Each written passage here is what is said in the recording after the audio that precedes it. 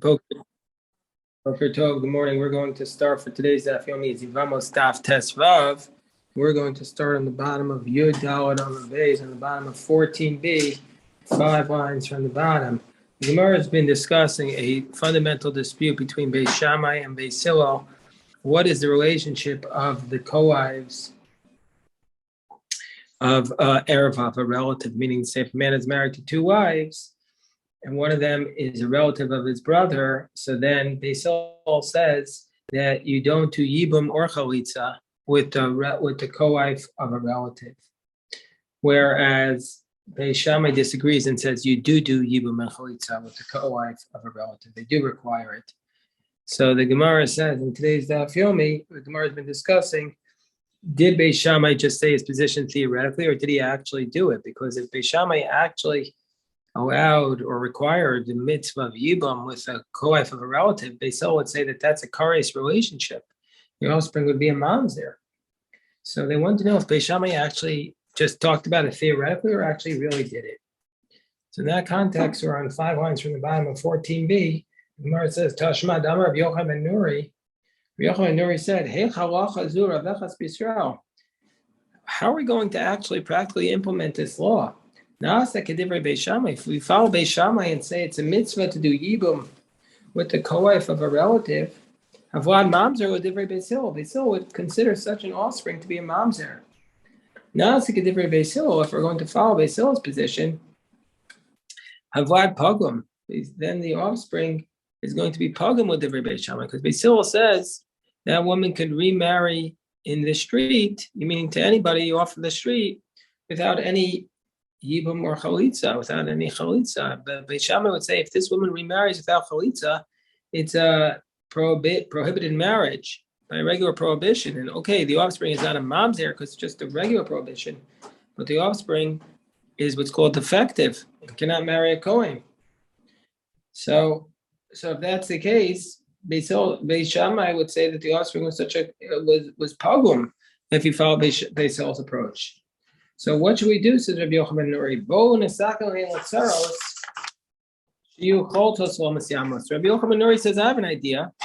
Let's say, according to Beis Shammai, who says that these women, you could do yibum or chalitza. So if you do yibum, the offspring would be a mamzer, but just say every single woman has to do chalitza. We have this quasi-divorce, and then she hasn't married anybody who she's not allowed to. What could be the problem with just having them do chalitza? So every woman who's the co-wife of a relative just require chalitza in order to make sure that there's no mamzer according to Beis Hillel, and Beis Shammai would be okay. But that was a suggestion below his speaker with more davar acha nitrafasha. They never actually concluded that until the moment was snatched away. They lost the moment. So why didn't they do this? So Rashbag was there. He says that the reason is the reason is Rashbag says some suggest, by the way, that this version of Rashbag actually is prior to the law, and they weren't able to solve the matter until the moment ran away, because Rashbag raised an objection. Rashbag, Rabbi Shimon Gamliel, his objection was, what should we do with the tzaras harishonos? What should we do with the first co-wives? Meaning to say, who've already done this. And so now, if you're going to say, don't do yibum anymore, just do chalitza, well, then the children of those women are going to be mamzerim of the earlier generations. So the Gemara says, no, so if you want to say they actually did it, well, hainu dekamar manasa. That's why they said, well, what are we going to do with these earlier generations? Eli Amris lo nasu, but if they're below us, so if you say that Beis Shammai never actually did it, what does it mean, my nasa? What does that statement mean? Nobody actually ever did it. So we see from here that Beis Shammai must have actually acted upon his ruling, not just said it theoretically. So Amar Nachman Yitzchak, no, that's actually not what's going on. What's going on is something else. What's going on is Latzara Atzma, to the co-wife herself. That's what we're talking about. We're not talking about the children of the co-wife. We're talking about the co-wife herself. I said, when you say, what are we going to do to the previous generation? This is what it means. Hanach tzaros the Beis Hillel, these co-wives, according to Beis Hillel, who says that they can just marry in anybody off the street without doing any ceremony of chalitza or yibum. Well, what would Beis Shammai say we should do to them? What are we going to do to them? Should we say lichut? So if Beis Shammai would say that we should, just do chalitza just to make sure everyone's happy, and so that way, for sure, let's take these women. Now we have a suggestion, and now what are we going to do to these women who had gotten married prior to the suggestion? They've been married for 10 years to their husband because they followed Beis Hillel, but now you want to say, okay, let's just make sure Beis Shammai's position is accounted for, so let's just make them go through a chalitza ceremony. Then their husbands are going to be repulsed because they're going to say, for all these years you were married to me, but you were already married to somebody else. Their husbands will be repulsed by them. I'm going to say, what's the big deal with their husbands be repulsed? No, that we don't want. Because Torah's ways are peace, and so therefore all its paths are peace, and so therefore we're not going to say, well, to make Beit Shammai happy, we'll do something which will make, but the upshot of it will be that the husbands are repulsed. So that we're not going to allow. So therefore, we haven't concluded whether or not Beit Shammai actually acted upon his ruling, because you could read the source two different ways. Mark gives another suggestion. Tashma da Amar Rabbi Tarfon. Rabbi Tarfon said something very, very strange, very hard to understand. He says, Tavani, I wait for the day, I yearn for the day. Matai tavo tzaras abbas liyadi va'esa ana. He says, I yearn for the day when the co-wife of my daughter will be able to fall to me to Yibum, and I will marry her. Meaning to say, Rabbi Tarfon's daughter had married his brother, and his brother was married to Rabbi Tarfon's daughter and also to a co-wife.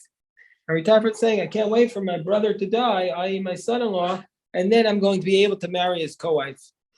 I think he was maybe, by the way, his brother was very sick, and he was in pain, and so he was saying, I hope his pain ends already. Gemara says, but then we see from here, he says, I'm going to actually marry her. So it's like Beis Shammai's position, that he's going to actually marry her.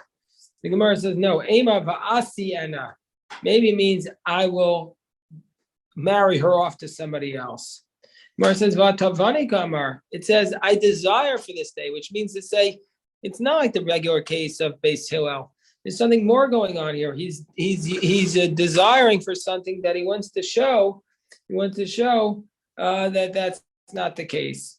So therefore, it shows that he was really going to do something unusual, which was to marry her off. So the Gemara says, no, it's lafukim into Rabbi Yochanan ben Nuri. No, he's saying, I follow Beis Hillel that we can marry her off, and I'm saying this because I don't follow the position of Rabbi Yochanan ben Nuri, who says make her do a chalitza just in case to cover your bases. I don't accept that approach. Gemara gives another attempt to try and prove whether or not we follow Beis Shammai. Gemara says, Tashma, ma'isa v'bito shel Rabbi Gamliel. There's an incident with the daughter of Rabbi Gamliel. Sha'isa nesua abba achiv. She was married. Rabbi Gamliel's daughter was married to his brother, whose name was Abba. So Rabbi Gamliel's daughter married Rabbi Gamliel's brother. Umeis b'obanim, and then Abba dies without any children. V'yabam Rabbi Gamliel as sarasa. So then Rabbi Gamliel marries her co-wife. So you see, he acted exactly like Beis Shammai. So this is a proof that Beis Shammai's ruling was actually implemented. Gemara says, wait 1 second, it's not a proof of anything. But Tizbara, do you really think that's logical? Rabbi Gamliel mitamid Beis Shammai. You think Rabbi Gamliel was a student of Beis Shammai? Rabbi Gamliel was a direct descendant of Hillel. He's not going to follow Beis Shammai's position. So, but rather this case was different. Shani bito Rabbi Gamliel. The Ilonis Have. Rabbi Gamliel's daughter was an Ilonis. An Ilonis is a woman who is incapable of having children. And we had said in our Mishnah that the co-wife of an Ilonis is not exempt from Yibum or Chalitza. Even though she's the co-wife of a relative, still, because she's an Ilonis, she's not exempt. So that's what was going on here. So the Gemara says, but wait, we can't take such an approach. Because Hamidiktani Seifa, because the next clause in the Mishnah had said, next clause in the Bryce had said, Mikal the Tanakama, the next clause in the Brayso say Acher Momrim. The other said Bito Rabbi Gamliel Ilonis. I said that the daughter of Rabbi Gamliel was an Ilonis. We call the Tanakama Savar Rav Ilonis. So the fact that the next position in this source explains it by saying that she was an Ilonis. So we see from here that the first source must not have been that. So the first position must not have been that she was an Ionis. So from the fact that the Brisa records two opinions about how to explain this, and the second Brisa and the second opinion is saying she was an Ionis, that means the first position was that she was not an Ionis. We call it Tanakama Savar Rav Ionis. So the Gemara says, okay, we're going to give three answers to this. The first answer is Hikir Bavalo, Hikir Ba'ika V'nayim. No, there's two different ways you can approach an Ionis.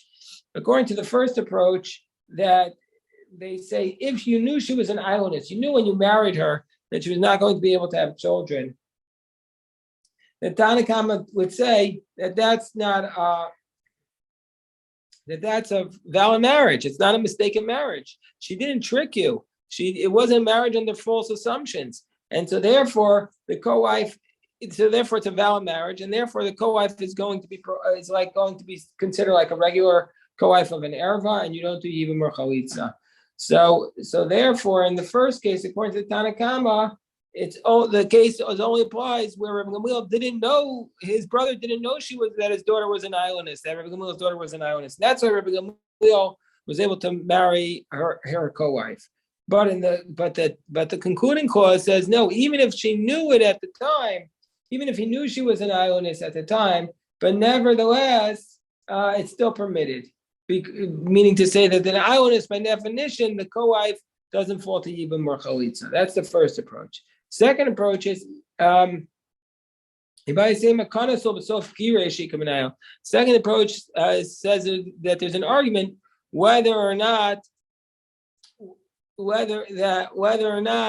they're actually, if this law that you don't marry a co-wife of an erva applies if they were ever married or if they're still married. So according to the first approach, it means that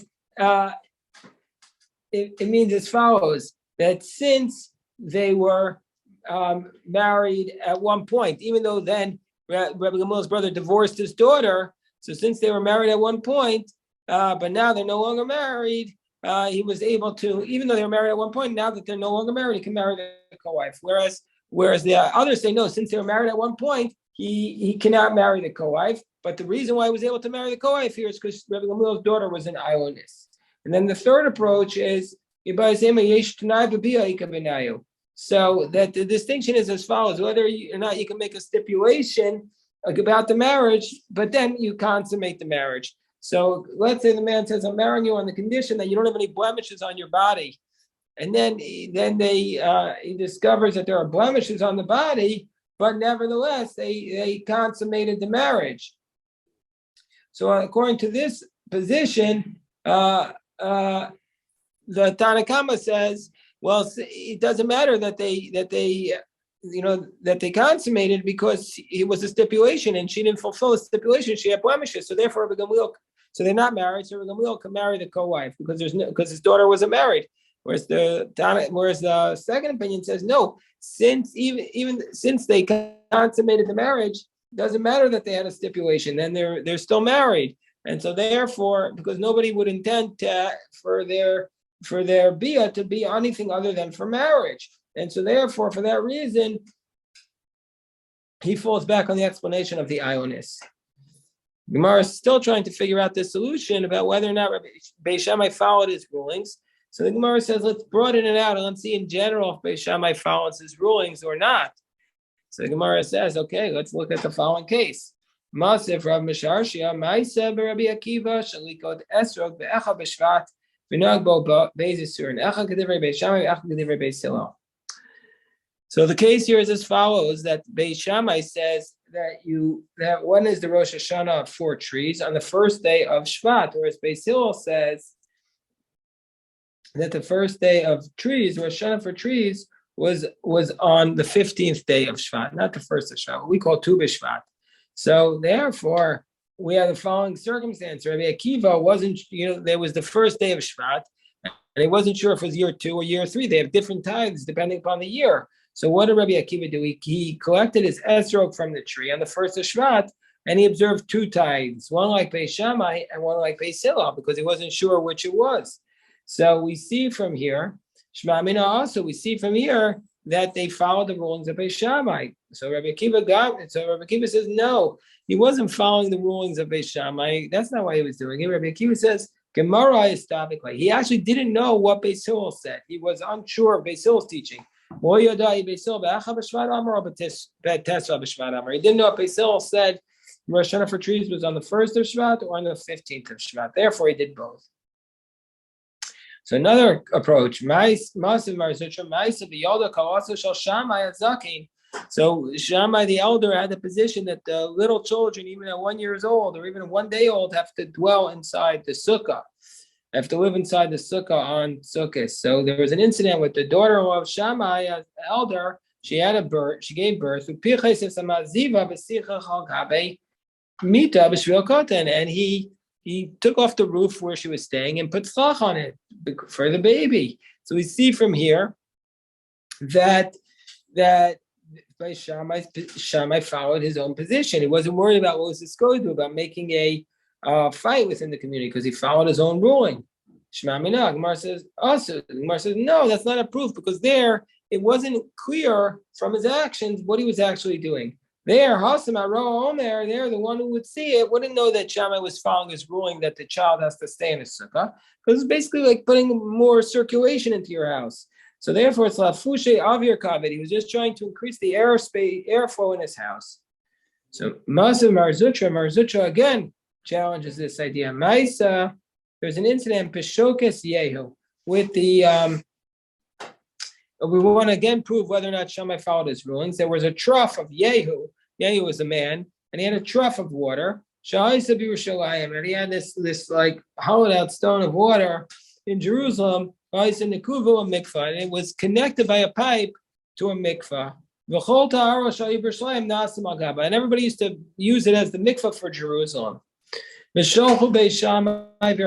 Shammai says this mikvah is the pipe in between the showcase and the spring is not big enough, so he made it bigger. Beis Shammai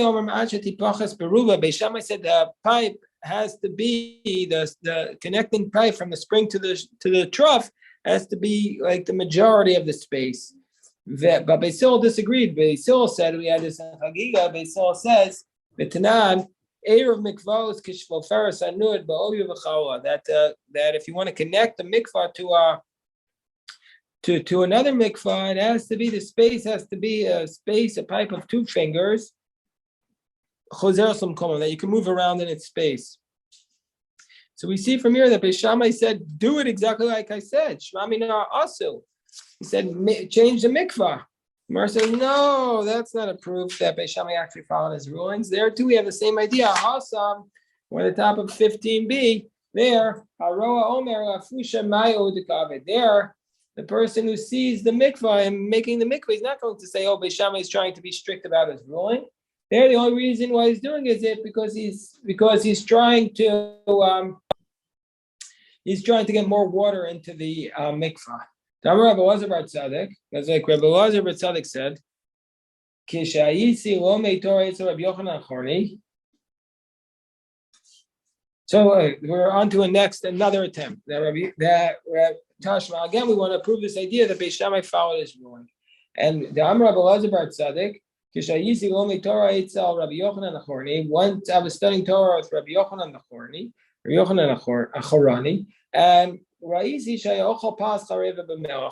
I saw that he was eating pas bread and dried out bread and dipped in salt, which is what a Torah scholar does. But he wasn't doing it because he was a Torah scholar. He was doing it because Bishani Mitzoros. He was doing it because it was a famine. That's the reason why he was doing this. He was doing it because it was a famine. And so I told my father, the Rebbe is not eating properly. And my father said to me, and my father says to me, bring him some olives. And I brought him olives. Now, when I brought Rabbi Yochanan Nachorani, these olives, the olives were moist. And we know that fruits And as soon as they get liquid upon them, we're going to say that they're capable. Bill, do you have a question? What was the problem with how he was eating? He wasn't eating well enough. He was just eating bread and salt, and it was a famine. He didn't have enough food. So he told his father. So his father says, "Let's send him some olives. Give him some food to eat." So the concept is. Okay, thanks. The concept is that if there's a fruit that has liquid on it, like one of the 7 liquids that can make this fruit susceptible to contracting tumah, to becoming tamei, and so therefore we have a concern. And so when he got these olives, he saw that they were wet, and he said, "I'm not going to eat them. I'm not going to eat these olives because they're perhaps tamei, so I'm not going to eat them. I don't know how they got here."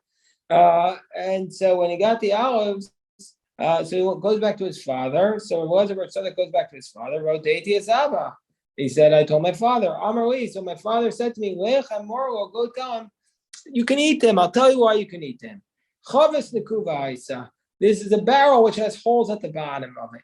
So really, the liquid would have all drained. But what happened was Shisamua Shemarim. The holes were filled up with the dregs of the olives. And we know we have a principle, Tanan Chavish al Zaysim Gogolim. Now, let's say you have these olives that are mugogolim, meaning they're pressed together tightly in the barrel. You really don't need to make a hole, because we know that you don't want the liquid there in the first place. Because the liquid that oozes out is considered to be really part of the liquid itself. So it's not going to be enough of a liquid to say that these fruit items are capable of contracting tumah. Basil says no, that liquid is considered to be like separate from it, and srichol anake. Basil says you will need to make a hole there. But Basil would admit that if you made the hole, demonstrating thereby that you don't want this liquid on the olives, but the dregs filled it in. That it's tahora. And anyway, he says, so basically he's saying back to him, Rabbi Elazar bar Tzadok's father was saying there was a hole in the bottom of the barrel. And he says, tell him that even though I'm a student of Shammai, he says all of his actions, meaning to say my father's actions, he does according to Beis Hillel, meaning to say I made a hole in the bottom, but it got stuffed up with the dregs, and that's why the olives have liquid on it. Now, this is why it's a proof that Beis Shammai followed his rulings, because if you want to say that Beis Shammai followed all their rulings, that's why he's saying something when he says I follow Beis Hillel's position. Also, but if you say Beis Shammai never followed his positions, his rulings, my Rabuse, what is he adding by saying I follow Beis Hillel? Everybody follows Beis Hillel. That's a proof that they follow Beis Shammai's rulings in actuality. Gemara says, Gemara, even though the Gemara has a proof that they followed their rulings, Gemara still brings another proof that they followed it. Tashma Shaul Rabbi Yoshua, and this relates back to our case here about the Yibum. They asked Rabbi Yoshua, Tzaras Habasma, what about the co-wife of a daughter? So, do we pass like Beis Hillel that such a woman is immediately exempt from Yibum and Chalitza, or do we pass like Beis Shammai and say that she requires either Yibum or Chalitza? Amar Lahem, so Rabbi Yeshua responded, Machlokas Beis Shammai Beis Hillel. Well, this is a dispute between Beis Shammai and Beis Hillel. He didn't want to answer. He said it's a dispute. So the Gemara says to him, well, halacha kedivrei mi. Yeah, so we know that. Who's the halacha like? Amar Lahem, Meimatem achnisin roshi ben shnei aram gedolim. Says, why are you putting my head in between these two giant mountains? You're giving me a hard time. Between these two large groups. Between Beis Shammai and Beis Hillel. I'm frightened. Shema Yarutzu Gagalti. I'm worried they're going to crush my skull. But I'm going to testify to you that there are two large families in Jerusalem. These two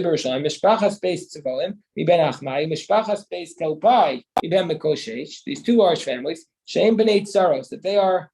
that both of these families are the offspring of co-wives. And from these offsprings of co-wives, they have come Kohanim Gedolim, meaning to say that who says you can marry the offspring of the co-wife? Beis Hillel.